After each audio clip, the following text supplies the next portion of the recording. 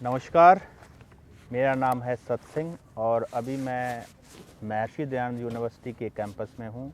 मेरे साथ जो व्यक्ति बैठे हैं इनका नाम है कुलदीप कुमार। कुलदीप जी एमडीयू में स्कॉलर हैं, एक स्टूडेंट हैं, मेरे दोस्त भी हैं। लेकिन आज हम जिस मुद्दे के बारे में आपसे चर्चा करेंगे, आपके सामने आप जो प्रोग्राम लेके आए हैं, 28 दिसंबर को महर्षि दयानंद यूनिवर्सिटी ने पीएचडी प्रोग्राम के लिए एप्लीकेशंस इनवाइट की थी। उस दिन के बाद स्टूडेंट लीडर कई बार वाइस चांसलर को के सामने मुद्दा उठा चुके हैं, अपनी कंसर्न्स रेज कर चुके हैं। कुलदीप से आज हम जानेंगे कि जो पीएचडी प्रोग्राम है उसको लेकर के क्या कंट्रोवर्सी चल रही है, जो स्टूडेंट्स हैं उनकी क्या कंसर्न्स हैं, क्योंकि स्टूडेंट्स बहुत मुश्किल से अपना नेट क्वालिफाई करते हैं, फिर जीआरएफ क्वालिफाई करते हैं और पीएचडी करना उनका मेन एम होता है। तो कुलदीप जी, पहले तो आपका स्वागत है। थैंक यू सर, थैंक और यू ये वेरी मच। सारा मुद्दा है क्या, हमें बिल्कुल आम भाषा में समझाइए। सर मैं बिल्कुल अगर आम भाषा में इसको आपको समझाऊं तो एक बच्चा शुरू में पहले स्कूलिंग शिक्षा करता है, फिर जी 12th के बाद यूजी करता है, जी फिर पोस्ट ग्रेजुएशन, फिर उसके बाद जो स्पेशल स्टडी के लिए जाते हैं हम रिसर्च पीएचडी के लिए। जो गांव में भी आम जो लोग हैं वो कहते हैं भाई जो पीएचडी करता है वो तो बहुत ही सबसे हाईएस्ट डिग्री है, उससे ऊपर तो कुछ है नहीं, उसके बाद पोस्ट डॉक्टरेट बचती मतलब है एक तरह बस। से, हाँ, एक तरह तो से पढ़ाई खत्म हो जाती है, हाँ, कह तो सकते ऐसे हैं। लेवल पे ये माना जाता है कि जो वहाँ तक जाएगा वो बिल्कुल पढ़ा लिखा होगा और वो इंटेलिजेंट होगा और उस जगह पे कोई डिस्क्रिमिनेशन जैसी वाली कोई चीज़ें नहीं होगी। बिल्कुल। तो हमारी यूनिवर्सिटी में जैसा आपने पूछा कि जो पीएचडी के एडमिशन जैसे बाकी यूनिवर्सिटी में होते हैं ऐसे ही यहाँ फॉर्म निकले, बच्चों ने फॉर्म भरे। लेकिन अब की बार जो सबसे इम्पोर्टेंट बात है चुकाने वाली हमारे सामने आई और हमने देखी, और बाकी स्टूडेंट जैसे आपने कहा कि स्टूडेंट यूनियनों का भी कंसर्न था कि यहाँ एक जस्टिस होता हुआ नहीं दिख रहा है एडमिशन प्रोसीजर में। जो चाहे हम सोशल जस्टिस की बात करें या जो नेचुरल जस्टिस है वो भी होता हुआ नहीं दिख रहा। सबसे पहली जो मुझे चौंकाने वाली बात इसमें सामने आई थी वो ये थी कि जिन बच्चों का नेट नहीं है, सबसे पहले 3 कैटेगरी की है इंटरव्यू की। अगर नोटिफिकेशन को हम देखें इसमें साफ लिखा हुआ है कि अलग अलग राउंड में एडमिशन होंगे। फर्स्ट राउंड में उन बच्चों को बुलाया जाएगा जिसका जेआरएफ क्वालिफाई है। सेकंड राउंड में अगर उस सीट पे जेआरएफ वाले बच्चे नहीं है तो फिर नेट वाले बच्चों को बुलाया जाएगा। और फिर अगर कोई नेट वाला बच्चा भी नहीं मिलता तो उस पर फिर एंट्रेंस के थ्रू ये एडमिशन कराएंगे। ये जो पीएचडी प्रोग्राम के लिए अभी एमडीयू ने एडवर्टाइज किया है, हाँ, ये आप उसकी बात कर हाँ रहे हैं? उसी का क्राइटेरिया है और वही का वो ये पूरा का पूरा प्रोसीजर है। ये ऑर्डिनेंस में भी है और ये जो प्रोस्पेक्टस अभी रिलीज हुआ था एडमिशन के लिए उसमें सारी चीज़ें लिखी हुई है। तो ये इशू है जी। तो यानी कि एक ऐसा पीजी स्टूडेंट जिसके पास जेआरएफ नहीं है, जिसके पास नेट नहीं है, क्या वो अप्लाई भी नहीं कर सकता? नहीं, इन्होंने कहा कि अगर सीट बची तो हम एंट्रेंस कराएंगे। अब आप देखो कि क्योंकि आजकल नेट जेआरएफ की तैयारी मोस्टली बच्चे करते हैं तो इनके पास इतने कैंडिडेट है, अगर मैं बताऊं तो कि जेआरएफ वालों को भी नहीं पूरों को बुलाया इन्होंने जब इंटरव्यू के लिए शॉर्ट लिस्ट किया तो शॉर्ट लिस्ट का क्राइटेरिया यूजी और पीजी के मार्क्स है ना। 10 मार्क्स यूजी के, 20 पीजी के, उसको 0.3 से मल्टीप्लाई करेंगे परसेंटेज का यूजी का और 0.8 से मल्टीप्लाई करके पीजी का क्राइटेरिया बना के, मतलब यूजी और पीजी के मार्क्स पे जेआरएफ के कैंडिडेट को शॉर्ट लिस्ट किया और एक सीट पे 6 कैंडिडेट को बुलाया। अगर सीट आगे है तो फिर मल्टीपल 3+3 होके 3+3n का इन्होंने फार्मूला ईजाद किया है। तो आप देखो कि जब जेआरएफ इतने होंगे तो नॉन नेट वाले का या जिसका नेट नहीं हुआ, जिसने ज़िंदगी में ये सोचा हो कि भाई कोई बहुत सारे लोग जॉब वगैरह भी करते हैं, बाकी चीज़ें, कोई फेलोशिप नहीं लेना चाहता हो, जो जेआरएफ नहीं कर रहा हो, तो वो तो आएगा ही नहीं कभी भी। कुलदीप जी, हम तो ये मानते थे कि पीएचडी प्रोग्राम के लिए तो एक एंट्रेंस एग्ज़ाम होता है। इससे पहले होता था, इससे पहले जितनी भी बार हुआ यूनिवर्सिटी एंट्रेंस लेती थी, उसमें दोनों ऑप्शन थे, या तो आप जेआरएफ के थ्रू आओ, जेआरएफ के थ्रू आओगे तो आपका एग्जाम्पशन था, आप एंट्रेंस दो या ना दो, उसमें परसेंटेज ऑफ मार्क्स थे कि आप जेआरएफ के कुछ स्पेसिफिक मार्क्स थे, फॉर एग्जांपल 45 थे, तो या आप एंट्रेंस में ज़्यादा ले लोगे तो आप एंट्रेंस के काउंट हो जाएंगे। इसमें जिन बच्चों के पास नेट जेआरएफ नहीं था उनके लिए रास्ता बंद हो गया।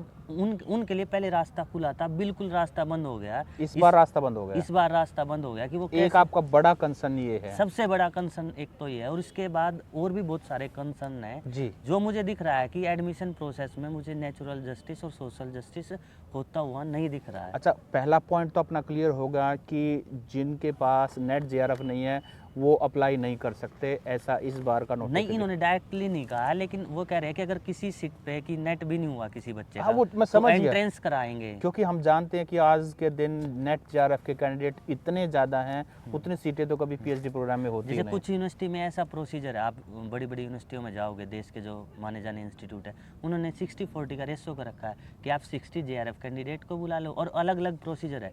एक तो जेआरएफ के थ्रू एडमिशन करते हैं, दूसरा वो एंट्रेंस के थ्रू एडमिशन करते हैं। तो वहाँ सोशल जस्टिस जो है, नेचुरल जस्टिस होता हुआ दिखता है कि उन बच्चों के लिए चाहे 40% सीट हो, लेकिन उनका भी रास्ते खुले हैं, कंसर्न दरवाजे। नंबर 2 पे बात करेंगे हम। ठीक है सर। कंसर्न नंबर 1 हो गया, कंसर्न नंबर 2 क्या है? कंसर्न नंबर 2 है कि जब जैसे ये प्रोस्पेक्टस आया हमारा, तो उसमें एक बात बिल्कुल साफ लिखी हुई थी, मैं आपको पढ़ के सुनाना जी, चाहता हूँ। Page please. नंबर 14 पे प्रोस्पेक्टस के इन्होंने लिखा, the admission of the candidate against JRF NET GATE will be considered in the category in which they are issued certificate by UGC और अदर इक्विवेलेंट एजेंसीज। इन्होंने ये कहा कि जिस बच्चे का जिस कैटेगरी में नेट है, उसी कैटेगरी में अगर सीट है तो उसको एंटरटेन करेंगे, वरना उसको हम शॉर्ट लिस्ट नहीं करेंगे। और ऐसा हुआ यूनिवर्सिटी में। अभी कल परसों जो लिस्ट आई है डिपार्टमेंट्स की, अभी 23, 24 और 25 को इंटरव्यू चल रहे हैं यूनिवर्सिटी में एडमिशन के लिए। तो इसमें जो कैटेगरी के कैंडिडेट थे, और जब भी हम कैटेगरी या सोशल जस्टिस की बात करते हैं तो हमारे दिमाग में एक ही पिक्चर आती है कि ये SC BC समाज के लोगों के रिजर्वेशन की बात हो रही है। ये बात सिर्फ वहाँ तक सीमित नहीं है।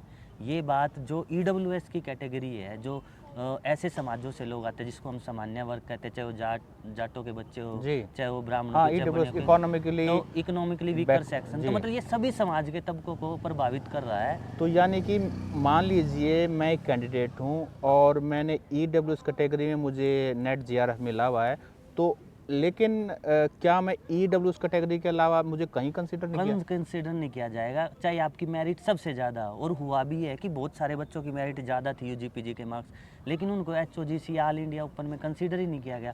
उनको ये कह दिया गया कि आपका इस कैटेगरी में नहीं, लेकिन सरकारी जॉब हम जब आते तो उल्टा होता है।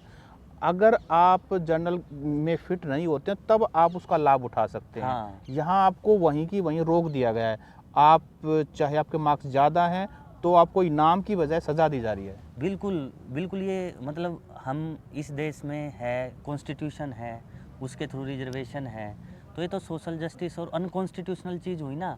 अभी रिसेंटली एक केस था जो हम देख रहे थे, न्यूज़पेपर में भी कटिंग उसकी वायरल हो रही है बहुत ज़्यादा, कि एक बच्चा EWS का था, उसने HPSC के लिए असिस्टेंट प्रोफेसर के लिए अप्लाई किया, उसका नेट EWS में था, लेकिन उसने HOGC में फ़ाइट करना चाहा तो उसकी लिस्ट नहीं लगाई।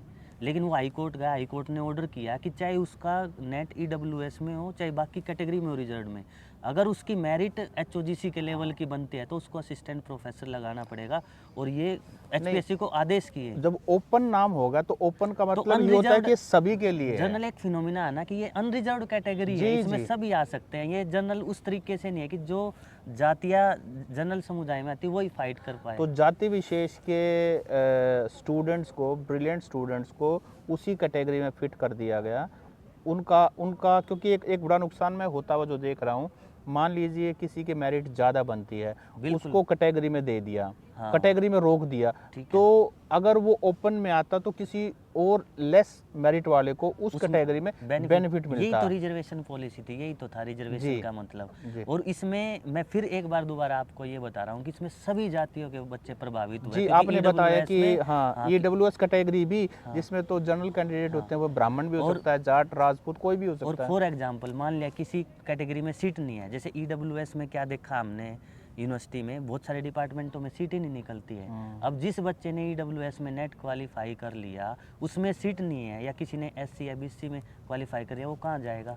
तो उसको तो कंसीडर ही नहीं करेंगे। इसका मतलब उसके लिए तो रास्ते सारे बंद है भाई। वो फाइट तो HOGC में ही कर सकते थे। यानी कि ये बहुत स्मार्टली, मतलब किसी ना बहुत स्मार्टली जो कैटेगरी के बच्चे, किसी भी कैटेगरी के, चाहे वो SC के हों, ST के हों, EWS के हों, तो बहुत स्मार्टली उनका रास्ता बंद कर दिया, उनके दरवाजे, उनके मुंह पे दरवाज़ा मार दिया है। तो मैं इसको अपनी लैंग्वेज में, जितना भी मेरा अनुभव है, जो बहुत अच्छे अच्छे लोग हैं जो समाज को अच्छे से जानते हैं, मैं इसको इंटेलेक्चुअल डिसऑनेस्टी बोलता हूँ। मतलब बौद्धिक बेईमानी होगी। मतलब जिस इंस्टीट्यूशन में आप पढ़ रहे हो, हम महर्षि दयानंद यूनिवर्सिटी है, तो क्या महर्षि दयानंद होते हैं, उनके सामने ये बात 33 बात को लेकर वो कैसे सोचते हैं? ऐसे ही सोचते। या जिस देश में हम है, जो संविधान है, या भारत के प्रधानमंत्री जी भी बात सुनेंगे, या जिस राम जी। राज्य की हमने कल्पना की है 1-2 दिन जी। पहले, क्या उस राम राज्य में ये चीज़ें बर्दाश्त की जा सकती जी, है? जी, बिल्कुल, बिल्कुल, राम तो मतलब हम सभी के। वही कह लें कि उसी तरीके से कह लें कि हम इतना वो कर रहे हैं तो किसी को पता चलेगी, सभ्य समाज के आदमी है, कहीं भी बर्दाश्त करने लायक बात है जी। कि यूनिवर्सिटी तो इसलिए वेलकम करने के लिए होते हैं ना स्टूडेंट का, कि बहुत सारे हम दरवाजे खोल ले, किसी बच्चे का ना भी एडमिशन हो, सीट हो, तो यूनिवर्सिटी का ये मानते हैं कि भाई बड़ा दिल दिखा के बच्चे को यूनिवर्सिटी का मतलब ये होता है कि उन कोनों में वो कपाट खोलना भाई आपके यूनिवर्स जो से तो यूनिवर्सिटी बन। सालों से आपके बंद है, जो कभी नहीं खोले, लेकिन यहाँ तो कपाट बंद हो रहे हैं। हाँ बिल्कुल, और ये बौद्धिक बेईमानी के जी, तहत किया जा रहा है। जी। और एक और कंसर्न मैंने सुनी है कि जो प्राइवेट इंस्टीट्यूट से यूजी पीजी करके आए हैं, जिनके ऑटोमेटिक जब आप सरकारी सिस्टम से, सरकारी यूनिवर्सिटी से, सरकारी कॉलेज से जब आप यूजी पीजी करते हो, तो वहाँ आप जो क्राइटेरिया है मार्क्स का, वो बहुत सख्त होता है। प्राइवेट कॉलेज वाले उन्होंने अपना सेटअप चलाना है, एस्टेब्लिशमेंट चलानी है, तो वो थोड़ा सा जेनरस होते हैं मार्क्स देने में। तो ये क्या कंट्रोवर्सी है? स्टार्टिंग में मुझे भी ये मुद्दा समझ नहीं आया था, लेकिन कुछ स्टूडेंट ने जब ज्ञापन दिया और आपने टाइम्स ऑफ इंडिया में स्टोरी की थी, जब मैंने आपकी स्टोरी पढ़ी तो मैं चौंक गया कि ये तो बात हमने हमारे कंसर्न से ही बाहर थी जी। कि मतलब हमें पता है सरकारी इंस्टीट्यूशन में मार्क्स बहुत मुश्किल हो जाते हैं लेने, और प्राइवेट यूनिवर्सिटी में इंटरनल के और थ्योरी के मार्क्स भर भर के देते हैं। अब आप यूजी पीजी का क्राइटेरिया बना रहे हो, आप जितने जेआरएफ हैं उनको भी नहीं बुला रहे। आप चलो आपका मान लेते हैं, हम आपने प्रोस्पेक्टस में कहा कि हम पहले जेआरएफ वाले कैंडिडेट को प्रेफरेंस देंगे, लेकिन जेआरएफ वाले कैंडिडेट को आप सभी को नहीं बुला रहे हो। तो उसका जेआरएफ का फ़ायदा क्या हुआ? उसका फ़ायदा उसमें भी आप ये कह रहे हो कि हम एक सीट पे 6 बुलाएंगे, उसके बाद 3 मल्टीपल का इन्होंने जो फॉर्मूला किया है, और उसमें बिल्कुल आपकी बात ठीक है कि जो प्राइवेट यूनिवर्सिटी के बच्चे उनके ज़्यादा, या कॉलेज के उनके ज़्यादा मार्क्स क्योंकि उनको होते दुकान हैं। चलानी है। ये ठीक उसी तरह है, अगर समाज समझेगा कि जब हम मेडिकल कॉलेज की डॉक्टर्स की बात करते हैं ना, HCMS में एमओ जी। लगते हैं, तो जो प्राइवेट से करके आते हैं डॉक्टर बाहर से, विदेश से या प्राइवेट कॉलेज से, उनके मार्क्स 75% होते हैं। और पीजीआई रोहतक कितना बड़ा इंस्टीट्यूशन है, यहाँ के बच्चों के आप पूछ के देखो, जो मेरिटोरियस स्टूडेंट होते हैं, डॉक्टर्स होते हैं, 55 से ज़्यादा नहीं इसको जाते। अगर हम और सिंपल बना दें, तो जैसे मान लीजिए आपने सीबीएसई बोर्ड से आपने अपनी 10वीं 12वीं की है, और एक आप ओपन बोर्ड से करो, हाँ, तो ओपन बोर्ड में तो नंबर भर भर के आपको मिलते भर हैं। भर के मिलते हैं। हाँ। और जबकि सीबीएसई बोर्ड और स्टेट बोर्ड में मार्क्स कम मिलते हैं, क्योंकि ये गवर्नमेंट सेटअप है और यहाँ चेकिंग का एक फेयर सिस्टम है, एक ट्रांसपेरेंट सिस्टम है। तो जहाँ आपकी बाल की खाल निकाली जाती है, आपको मार्क्स वहीं दिए जाते हैं जहाँ मार्क्स आप डिज़र्व करते हो। ओपन में तो आप कुछ भी लिखाइए, रामायण महाभारत कुछ भी लिखाइए, आपको मार्क्स मिलेंगे। तो इसमें जो मेरिटोरियस स्टूडेंट थे ना, अब की बार जो एडमिशन होंगे, मुझे नहीं लग रहा कि इंटेलिजेंट बच्चे और सच में जो पीएचडी करना चाह रहे थे, जो वो उस तरीके से फेयरली नहीं आ पाएंगे। जी। तो कुलदीप जी, आप मुझे बताइए, अगर एमडीयू अथॉरिटीज़ और स्टेट गवर्नमेंट अगर हमारे इस इंटरव्यू तक पहुँचे, तो उनको क्या करना चाहिए? इसमें आपने बिल्कुल अच्छा सवाल किया, और मैं फिर दोबारा से यूनिवर्सिटी के उस कॉन्सेप्ट की बात करूं तो यूनिवर्सिटी सभी के लिए वेलकम होती है। इसमें 2-3 सबसे बड़ी कमियां हैं। एक तो इसमें नेचुरल जस्टिस भी नहीं है, जो हमने स्टार्टिंग में बात की। दूसरा सोशल जस्टिस, जो संविधान के तहत आया है कि रिजर्वेशन का वोलेशन हो रहा है। मतलब आप एससी बीसी और ईडब्ल्यूएस के कैंडिडेट को, जो हाई कोर्ट के और सुप्रीम कोर्ट के इतने सारे जजमेंट है, मतलब एक बार सोचते तो रूल बनाने से पहले इतने जजमेंट है, तो हम अपील करेंगे कि जो ये नेग्लिजेंसी है, जो भी वोलेशन है रिजर्वेशन पॉलिसी का, ये नेग्लिजेंसी है या डेलिब्रेट मेलाफाइड इंटेंशन है? इंटेंशन है, इस पे भी जांच होनी चाहिए और ये पता करना चाहिए ताकि सभी बच्चों को। तो मेरी एक डिमांड ये है कि ये एडमिशन प्रोसेस दोबारा होना चाहिए, सारी मेरिट लिस्ट दोबारा बननी चाहिए, और एक ऐसा सिस्टम होना चाहिए जिसमें सभी बच्चों को ये लगे कि हमारे साथ जस्टिस हो रहा है। एडमिशन होना नहीं होना वो बाद की बात है। जी।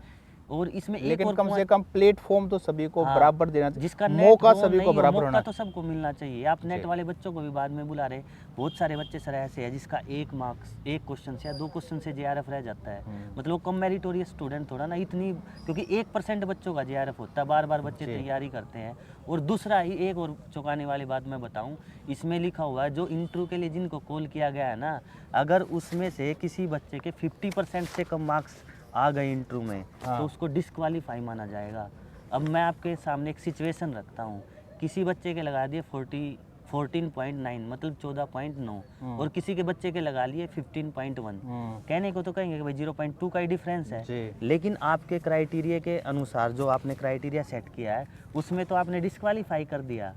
तो आप, मतलब आप देखो कि ये लिखा हुआ 50% marks interview eligible for PhD admission, और द मेरिट, मिनिमम इतने हैं, अदरवाइज वो बच्चा तो क्या हो यानी जाएगा। कि अगर किसी ने यूजी पीजी नेट जेआरएफ सब में बहुत ही दासू बढ़िया किया है और आपके मान लीजिए इंटरव्यू में आपके 15 नंबर नहीं आते हैं तो आप आपका नहीं होगा, मिनिमम मिनिमम लिखा हुआ है ना कि only the candidate who secure minimum 50% marks in the interview is eligible for the PhD admission. और ये 30 मार्क्स का इंटरव्यू है, अच्छा 30 मार्क्स का तो इंटरव्यू। 30 में से हम करेंगे, अगर 15 से कम रह गए तो आप समझ रहे हो अब कितना इंटेलिजेंटली खेल सकते हैं। अब आम जो लोग अगर हो के हम यूनिवर्सिटी में पढ़ते, टैक्स पेयर है, हर लोग जो माचिस से जो भी टैक्स से देते हैं उससे यूनिवर्सिटी चलती है।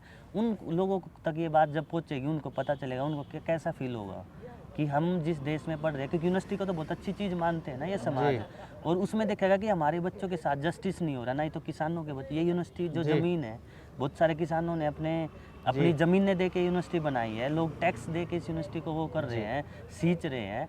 तो उनके साथ जस्टिस का जब उनको पता चलेगा, या जो कॉन्स्टिट्यूशनल बॉडी में लोग बैठे हैं उनको पता चलेगा इस तरीके का अनजस्टिस हो रहा है, तो उनकी जो हम एक तरीके से कह ले आत्मा कह ले, या जो उनका जो रूल है, या जो जुडिशरी भी कह ले, तो उनको क्या लगेगा कि ये जस्टिस होता हुआ दिख रहा है। और आपको पता ही है इंटरव्यू में कैसे ट्रीट होता है, मुझे बताने की जरूरत नहीं है जी बच्चों जी को। जी बिल्कुल बिल्कुल। तो हमारे साथ कुलदीप थे। कुलदीप ने बहुत ही वैलिड, बहुत ही रीज़नेबल और बहुत ही लीगली सैंक्टिटी जिन बातों की है वो सवाल उठाए। यहाँ कोई भी ऐसा सवाल नहीं है जिस पर जो सिर्फ वैसे ही हवा में उठा दिया गया हो। तो कुलदीप जी जाने से पहले आप कुछ कहना है? मैं लास्ट में 2-3 चीज़ें कहना चाह रहा हूँ मैं आपको। आप इस पीएचडी के एडमिशन को मुद्दे को सिर्फ किसी जाति विशेष या किसी रिजर्वेशन की माइंडसेट से मत देखें, क्योंकि हमारे माइंडसेट में रिजर्वेशन का नाम आते ही एक सेक्टेरियन अप्रोच है। ये सोशल जस्टिस और नेचुरल जस्टिस का मामला, जैसे कि सर ने बताया, हमने कई लेयर पे बात की है, नेचुरल जस्टिस, सोशल जस्टिस, और जो इनका क्राइटेरिया उसमें भी हमने नहीं लगा कि ये जस्टिस करते हुए दिख रहे हैं। तो आप लोगों से यही अपील है, या कोई गवर्नमेंट सुन रही है, या जो भी रिस्पॉन्सिबल पर्सन है इस देश के, तो आप इस मुद्दे के बारे में सोचो, और जो बच्चे एडमिशन लेने आ रहे हैं यहाँ, उनके साथ जस्टिस और सभी को इक्वल मौका मिले, यही मेरी रिक्वेस्ट है। और sir ji thank you Kuldeep ji. हम